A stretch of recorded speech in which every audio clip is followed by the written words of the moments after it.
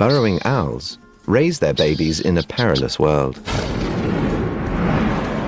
Just 10 inches tall, they live beneath the feet of giants and in constant fear of predators.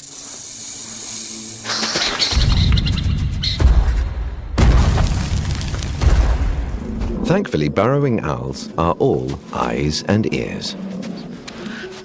Even more impressive, they look out for each other. The only owls to live in large groups, up to 100 strong, a safe environment for their growing owlets to perfect their skills.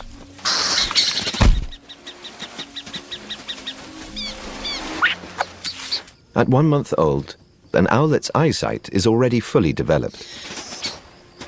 But now, only weeks before they leave home, they still need to master their listening skills by learning how to rotate their concave faces to direct sound towards their ears.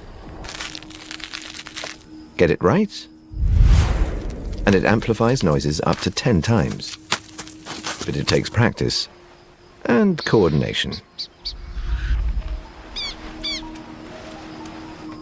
Owls are carnivorous, but have no teeth to chew. So even the babies swallow meals whole. Claws, fur, bones, and all. And what goes in must come out.